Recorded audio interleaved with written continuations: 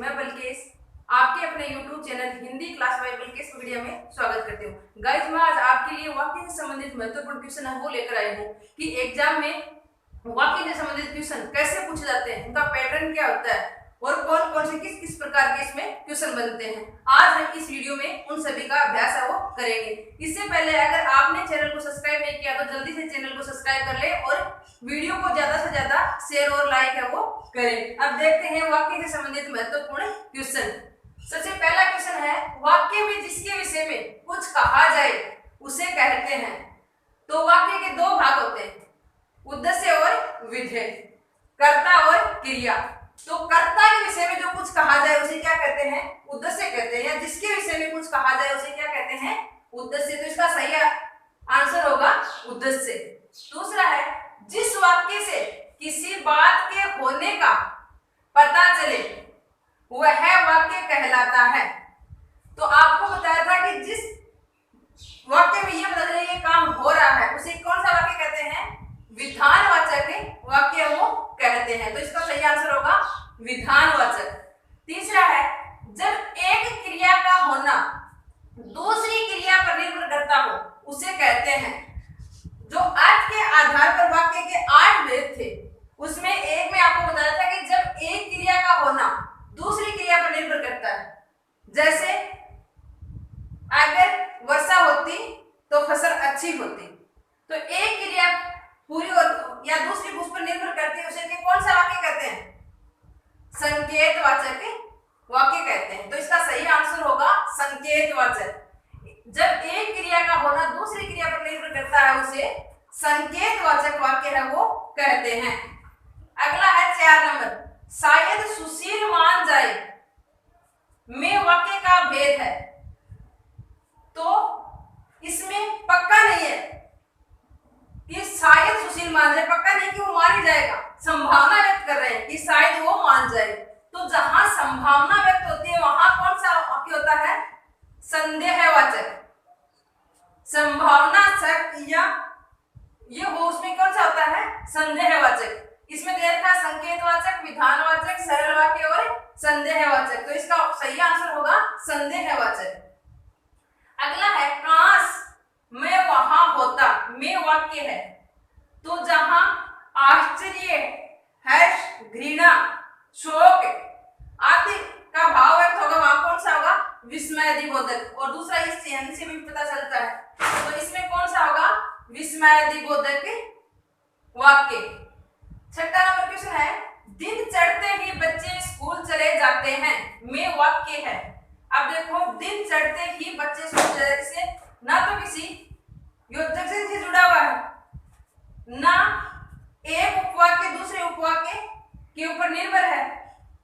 तो जहां एक उपवाक्य से दूसरा उपवाक्य जुड़ा हो गया उसके ऊपर निर्भर होगा वहां होता है मिश्रित वाक्य, और योजक से जुड़े हुए होते हैं वहां होता है संयुक्त वाक्य। तो इसमें ये दोनों ही नहीं है, तो इसमें कौन सा होगा?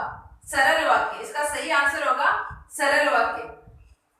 अगला है 7 नंबर, क्रिया के आधार पर वाक्य के भेद होते हैं। तो आपको बताया था कि रचना के आधार पर 3 होते हैं, अर्थ के आधार पर भी 8 होते हैं और रचना के आधार पर क्रिया के आधार पर भी कितने होते हैं? 3 होते हैं, कृतवाच्य, भाववाच्य और कर्मवाच्य। तो क्रिया के आधार पर वाक्य कितने भेद होते हैं? इसका सही आंसर होगा क्वेश्चन है 8 नंबर, नितिन ने मारा और विनीत रोपड़ा। ये वाक्य है, इसमें कौन सा है? संयुक्त वाक्य, साधारण वाक्य, मिश्रित वाक्य और इच्छावाचक वाक्य। तो देखो, नितिन ने मारा और विनीत रोपड़ा, तो ये योजक चिन्ह जो और योजक चिन्ह है इससे ये जुड़ा हुआ है। तो जिससे योजक चिन्ह से संयोजक, विभाजक और प्रतिषेधक से जुड़े हुए होंगे वो कौन से होंगे? संयुक्त वाक्य। तो इसका सही आंसर क्या होगा? संयुक्त वाक्य। नितिन ने मारा और विनीत रोपड़ा में वाक्य है तो कौन सा होगा? संयुक्त वाक्य होगा। अगला क्वेश्चन है, यहाँ इतनी दुर्गंध है कि बैठा नहीं जाता में वाक्य है। अब देखो, यहाँ इतनी दुर्गंध है एक प्रधान उपवाक्य हो गया, कि बैठा नहीं जाता ये जिस पर दूसरा आश्रित उपवाक्य हो गया। तो जहां प्रधान उपवाक्य पर कि, जैसा तैसा, वैसा, यदि, तो आदि से जुड़े हुए होंगे वो कौन से होंगे? मिश्रित वाक्य होंगे। तो ये की है, ये प्रधान उपवाक्य से, ये आश्रित वाक्य से जुड़ा हुआ है, तो इसमें कौन सा होगा? मिश्रित वाक्य। साधारण वाक्य है वो उपवाक्य से नहीं जुड़ा हुआ होता, संयुक्त वाक्य में योजक चिन्ह होते हैं और आज्ञावाचक में आज्ञा का भाव होता है, तो इसमें क्या होगा? मिश्रित वाक्य। सही आंसर होगा मिश्रित वाक्य। अगला 10 नंबर देखते हैं। तोता वृक्ष पर बैठा है, वाक्य में विधेय है। इस वाक्य में, ये एक वाक्य है, इसमें विधेय क्या है? विधेय का मतलब होता है उद्देश्य के बारे में जो कुछ कहा जाए उसे विधेय कहते हैं। अब देखते हैं इसमें क्या, तोता वृक्ष, तोता वृक्ष और वृक्ष पर बैठा है, इसमें से कौन सा होगा? तो तोता तो क्या है? इसमें उद्देश्य है, और तोते के बारे में कहा गया है कि तोता वृक्ष पर बैठा है, तो तोता तो हो गया उद्देश्य, और वृक्ष पर बैठा है ये क्या हो जाएगा? विधेय। तो इसका सही आंसर क्या होगा? वृक्ष पर बैठा है। तोता उद्देश्य है, उद्देश्य के बारे में कहा गया है कि यह वृक्ष पर बैठा है, तो उद्देश्य के बारे में जो कुछ कहा जाए वो होता है विधेय। तो इसका सही आंसर होगा वृक्ष पर बैठा है।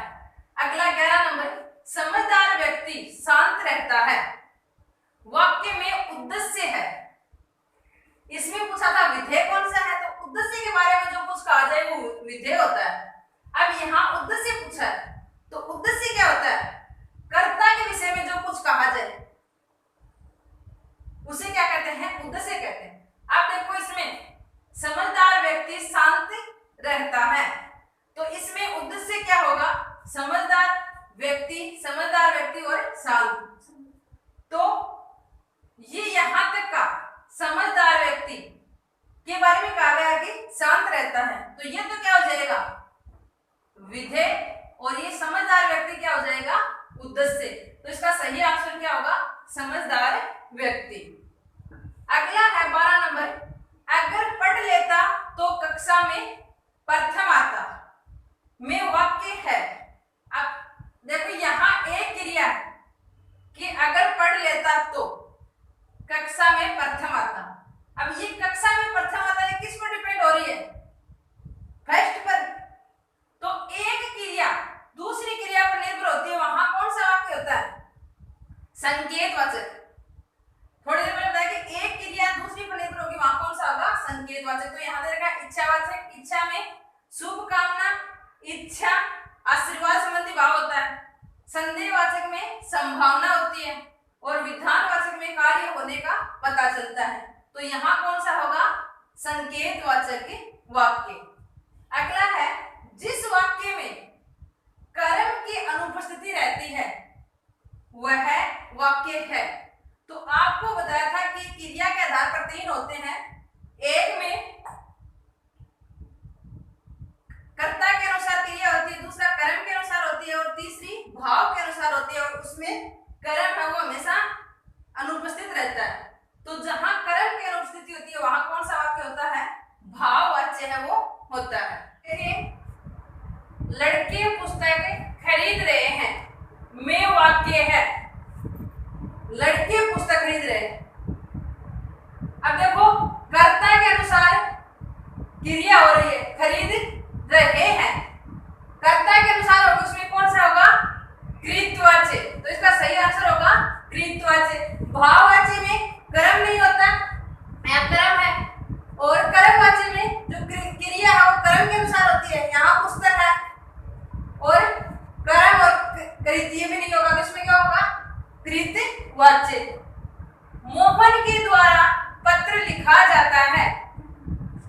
अब देखो एक बताया था कि कर्मवाच्य में जो कर्ता होता है उसके साथ कार्यचिन्ह का प्रयोग होता है, के द्वारा और से का, तो वो हो रहा है। और दूसरा के द्वारा पत्र लिखा जाता है, कर्म के अनुसार वो क्रिया हो रही है। कर्म के अनुसार क्रिया, उसमें कौन सा होगा? कर्मवाच्य।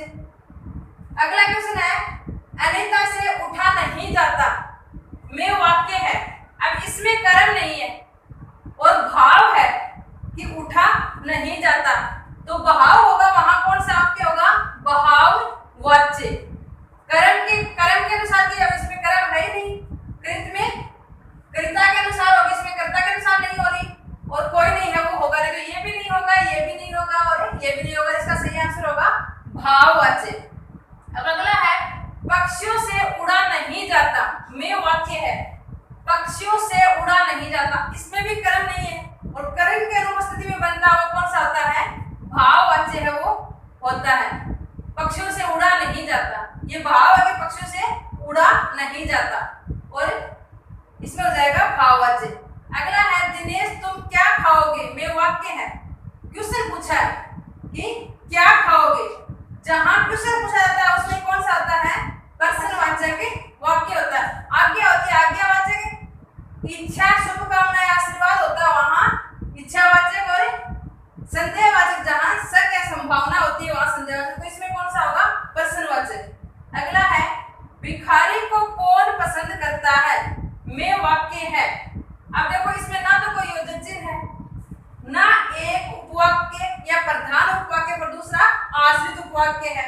जहां आश्रित होता है वहां मिश्र होता है और योजक चिन्ह से जुड़ा होता है वहां संयुक्त होता है और जहां कर्म की अनुपस्थिति होती है वहां भाव होता है या भाव होता है उसमें। अब इसमें भिखारी को कौन पसंद करता है, इसमें ना योजक चिन्ह भी नहीं है, उपवाक्य भी आश्रित नहीं है, तो इसमें कौन सा होगा, सरल या साधारण वाक्य।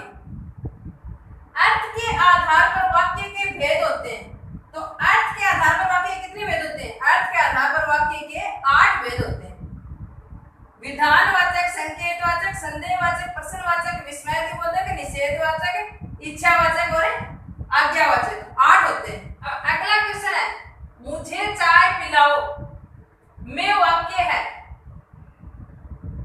अब ये क्या है, मुझे चाय पिलाओ, आज्ञा दे रहा है किसी दूसरे को कि मुझे चाय पिलाओ, तो जहां आज्ञा का भाव होता है वहां कौन सा वाक्य होता है, आज्ञावाचक, तो इसका सही आंसर होगा आज्ञावाचक। इच्छा होती तो इच्छावाचक, क्वेश्चन पूछा जाता तो क्वेश्चनवाचक, किसी कार्य होने का बोध नहीं होता तो निषेधवाचक, तो इसका होगा आज्ञावाचक के वाक्य। निम्न में से सरल वाक्य है, ये 4 उदाहरण दे रखे हैं, इसमें से सरल वाक्य कौन सा वो उसकी हमें पहचान है वो करनी है। गीता ने समझाया और रीता मान गई, योजक से जुड़ा हुआ है, तो योजक से जुड़ा हुआ होता है वो सरल वाक्य नहीं होता, संयुक्त होता है, तो ये भी नहीं है। जो व्यक्ति समझदार होता है वह शांत रहता है, जो व्यक्ति समझदार होता है प्रधान उपवाक्य है और शांत रहता है इसके ऊपर आश्रित है, तो जहां आश्रित होता है वहां कौन सा होता है, मिश्र होता है, तो ये भी नहीं है। फल खाओ और स्वस्थ रहो, योजक से जुड़ा हुआ है, तो संयुक्त ये भी सरल नहीं है, तो ये भी नहीं है। हम पुस्तकालय में जाकर पढ़ते हैं, तो सरल वाक्य क्या है, हम पुस्तकालय में जाकर पढ़ते हैं, क्योंकि इसमें कोई योजक चिन्ह और आश्रित उपवाक्य वो नहीं है, तो सरल वाक्य होगा हम पुस्तकालय में जाकर पढ़ते हैं। अगला क्वेश्चन है वाक्य में उद्देश्य के विषय में कुछ कहा जाए उसे क्या कहते हैं, तो उद्देश्य के विषय में कुछ कहा जाएगा उसे क्या कहते हैं, विधेय कहते हैं, तो इसका आंसर होगा विधेय। किसमें भाववाच्य है, ये जो 4 वाच्य दे रखे हैं इसमें से किसमें भाव वाक्य है, कौन सी में आप देखना पड़ेगा। गीता के द्वारा भोजन पकाया जाता है, के द्वारा जहां आएगा वहां कौन सा होगा, कर्मवाच्य, तो इसमें भी नहीं है। और पकाया जाता है भोजन, इसमें कर्म के आधार पर क्रिया हो रही है। निकिता से पढ़ा नहीं जाता, लक्षित खेलता है, खेलता है तो क्रिया किसके अनुसार हो रही है, कर्ता के अनुसार हो रही है, तो इसमें भी क्या हो गया, कृतवाच्य हो गया, भाववाच्य नहीं है। सुहानी द्वारा गीत गाया जाता है, के द्वारा गीत गाया जाता है, अब इसमें भी के द्वारा कारक का प्रयोग हुआ है और कर्म के अनुसार वो क्रिया हो रही है। निकिता से पढ़ा नहीं जाता, इसमें है भाव और कर्म नहीं है, कर्म के अनुसार में बनता वो होता है भाववाच्य, तो इसका सही आंसर होगा निकिता से पढ़ा नहीं जाता। तो गाइस आज हमने वाक्य से संबंधित जो महत्वपूर्ण क्वेश्चन बनते हैं उन सभी का अभ्यास है वो किया है। अब अगली वीडियो में हम एक नए टॉपिक के साथ क्रिया उसका अभ्यास है वो करेंगे। धन्यवाद।